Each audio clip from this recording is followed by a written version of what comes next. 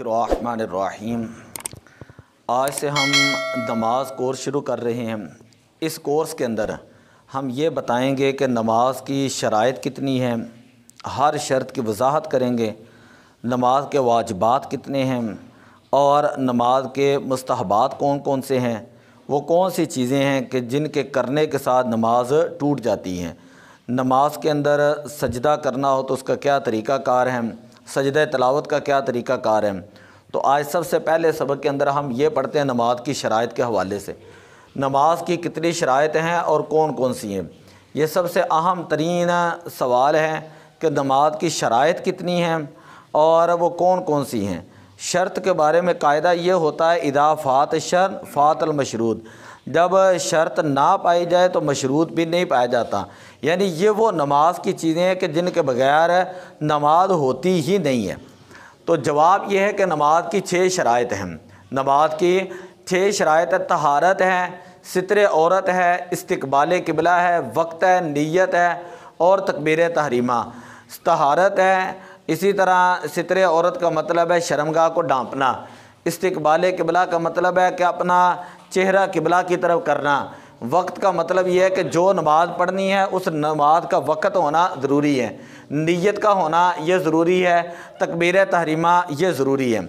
दूसरा सवाल यह है कि तहारत से क्या मुराद है, तहारत से क्या मुराद है, तहारत से क्या मुराद है। तो उसका जवाब यह है कि जो नमाज़ पढ़ने वाला नमाजी होता है उसका बदन जो है वो पाक हो, उसका बदन है पाक हो।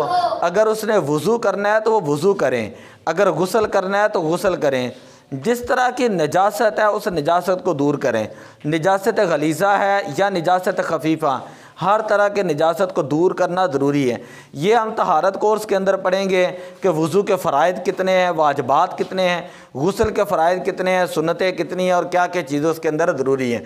तो मुख्तसर ये है कि नमाजी का बदन पाक हो, नमाज़ पढ़ने वाले का लिबास जो है वो हर तरह की निजासत से पाक हो और जिस जगह पर नमाज पढ़ रहा है उस जगह का हर किस्म की निजासत से पाक होना ज़रूरी है। मतलब वज़ू है, गुस्ल करना है और निजासत जैसे भी वहाँ पर निजासत है वो जगह पर वो जगह जो है वो पाक होनी चाहिए, गंदी जगह नहीं होनी चाहिए, जगह पाक होनी चाहिए जिस जगह पर आप नमाज़ पढ़ रहे हैं। तो 3 चीज़ें हैं कि नमाज़ पढ़ने वाले का जिस्म पाक हो, नमाज पढ़ने वाला जो है उसका कपड़ा पाक हो, यानी जिस लिबास के अंदर वो नमाज अदा कर रहे हैं। इसी तरह नमाज पढ़ने वाला जो है उसकी जगह पाक हो जहाँ पर वो नमाज पढ़ रहे हैं। ये 3 बड़ी अहम चीज़ें हैं। अब नमाजी का जिस्म कैसे पाक होगा, ये है कि अगर उसने वज़ू करना है वज़ू करेगा, गुस्ल करना है गुस्ल करेगा। अगर जिस्म पर कोई पेशाब लग गया है, निजासत लग गई है तो उस निजासत को वो दूर करेगा। इसी तरह लिबास जो है उसके अंदर किसी किस्म की कोई निजासत हो तो वो निजासत जो वो दूर करेगा। इसी तरह जिस जगह पर हमने नमाज़ पढ़नी होती है वो जगह जो है वो पाक हो। ये नहीं है कि जो गंदी मंदी जगह है, कई लोग ऐसे भी कहते हैं जहाँ पर भी नमाज़ पढ़ ले नमाज हो जाती है, नमाज ही पढ़नी है ना। तो ये एक तरीक़ा कार है, शरीयत का कायदा है कि जिस जगह पर नमाज़ पढ़नी है उस जगह का पाक होना ज़रूरी है।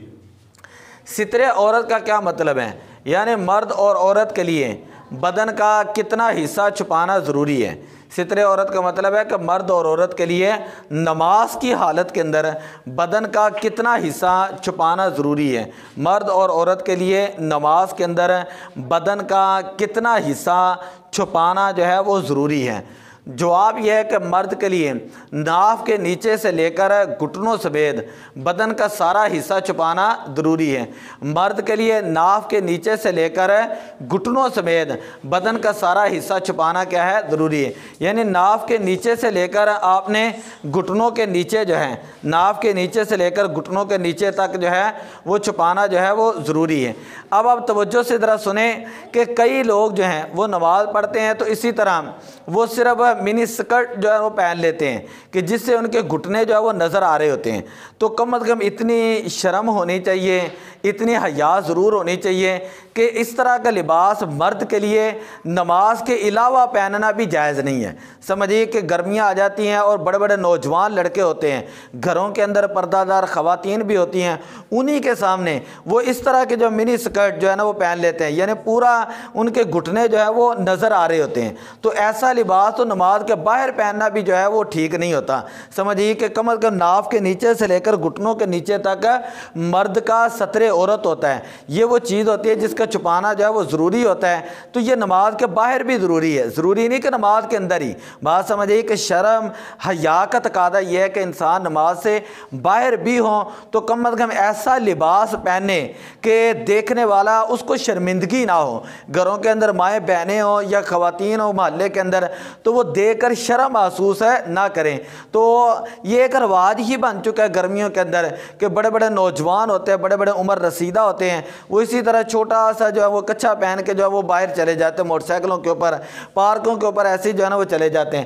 تو خیر یہ چیز جو ہے وہ مرد کے لیے ناف کے نیچے سے لے کر گھٹنے کے نیچے تک یہ مرد کے لیے حصہ چھپانا ضروری ہے, اور نماز کے اندر بھی اس کو چھپانا ضروری ہے, نماز کے علاوہ بھی.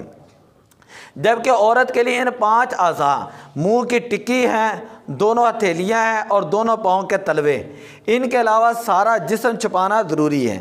اگر دونوں ہاتھ, اچھا یہ یہاں تک تو پہلے بات یاد رکھ لیتے ہیں, منہ کی ٹکی جو ہیں, دونوں ہتھیلیاں اور دونوں پاؤں کے تلووں کے علاوہ سارا جسم چھپانا کیا ہوتا ہے, ضروری ہے. یعنی دونوں ہاتھ اگر نظر آ رہے ہیں تو کوئی بات نہیں, اسی طرح پاؤں نظر آ رہے ہیں تو کوئی بات نہیں. منہ کی ٹکی کے بارے میں یہ مسئلہ یاد رکھ لیں کہ عورت اس جگہ پر نماز پڑھے گی جہاں پر اس کو کوئی غیر محرم آدمی نہ دیکھ رہا ہو.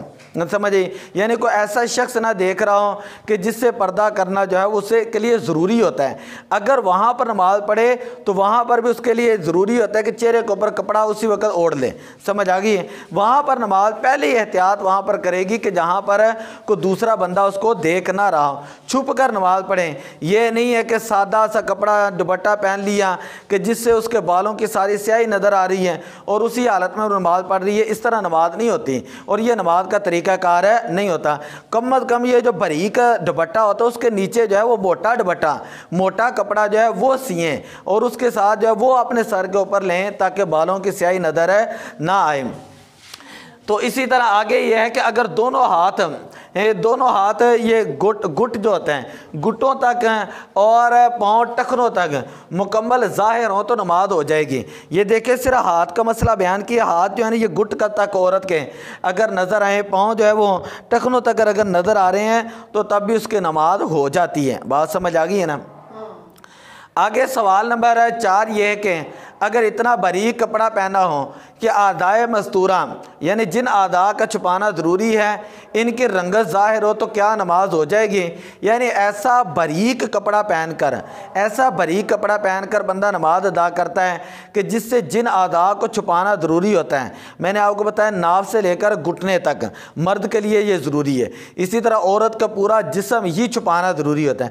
اگر عورت اتنا باریک کپڑا پہنے گی کہ جسم کے چھپانے والے اعضاء نظر آئیں, یا مرد اتنا باریک کپڑا پہنے کہ ناف کے نیچے سے لے کر گھٹنے تک یہ جو چھپانے والے حصے ہیں یہ نظر آئیں تو ان کی نماز نہیں ہوتی. سمجھئے, ایسا کپڑا پہن کر نماز پڑھنا جائز نہیں ہوتا. تو اب یہ سوال یہ ہے کہ کیا اتنا باریک کپڑا پہنو کہ اعضائے مستورہ یعنی جن اعضاء کا چھپانا ضروری ہے ان کی رنگت ظاہر ہو تو کیا نماز ہو جائے گی؟ جواب, اگر ایسا باریک کپڑا پہنا جس سے بدن کا وہ حصہ کہ جس کا چھپانا فرض ہے, بدن کا وہ حصہ جس کا چھپانا فرض ہے اگر وہ نظر آئے یا جلد کا رنگ نظر آئے تو نماز نہیں ہوگی. اس صورت میں نماز نہیں ہوگی. ہمارے یہاں گھروں کے اندر بھی بچیوں کو جو عمر ہوتی ہے پردہ سکھانے کی, آداب سکھانے کی, اس عمر کے اندر کہہ دیتے کہ ابھی تو یہ بچی ہے, ابھی تو یہ بچہ ہے, اس کو کیا کہنا ہے نماز کے لیے, ابھی تو بچہ بڑا ہوگا تو نماز پڑھ لے گا, ابھی تو یہ بچی ہے, چلو کوئی بات نہیں, گھر کے اندر کو بندہ سمجھا بھی دینا. تو کہتے ہیں ابھی یہ بچی ہے, بڑی ہوگی تو یہ سر پہ دوپٹہ رکھ. تو جو سمجھانے والی عمر ہوتی ہے وہ تو ہم ایسے ہی گزار دیتے ہیں. پھر ان کے بہانے ہوتے ہیں کہ ہاف انہوں نے بازو بچیوں نے پہنے ہوتے ہیں, اسی طرح نماز پڑھ رہی ہوتی ہیں. وہ کون سی نماز ہے؟ اسی طرح اتنے باریک کپڑے پہنے ہوتے ہیں کہ اعضاء نظر آ رہے ہوتے ہیں ہیں اور اسی طرح نماز پڑھ رہی ہوتی ہے تو وہ کون سی نماز ہے؟ یعنی عورت کا مطلب ہے چھپانے والی چیز۔ اب یہ ایک الگ ہی کنسیپٹ بن گیا کہ کہتے جی حیا دیکھنے والے کی نظر کے اندر ہونی چاہیے۔ بھئی ان کی نظر کے اندر حیا ہونا یہ ان کے لیے ذمہ داری ہے، لیکن آپ کے لیے شریعت کا مسئلہ یہ ہے کہ آپ عورت ہیں اور عورت کا مطلب ہے چھپانے والی چیز۔ جن مردوں سے جن لوگوں سے پردہ کرنا ضروری ہے آپ کے لیے حق ہے کہ آپ پہلے پردہ کریں، سمجھئے آپ جو ہے وہ ان کو گناہ کی دعوت نہ دیں۔ تو خیر نماز کا مسئلہ چل رہا تھا، عورت کا عام حالت کے اندر بھی اتنے باریک کپڑے پہننا یہ جائز ہے نہیں ہوتا، چاہے جائے کہ عورت وہی باریک ترین لباس پہن کر، ٹروزر پہن کر، چست پاجامے پہن کر عورت جو ہے وہ نماز پڑھنا شروع کر دیں تو اس سے نماز علماء نے کہا کہ نماز نہیں ہوتی، ان کی نماز مکروہ ہوتی ہے۔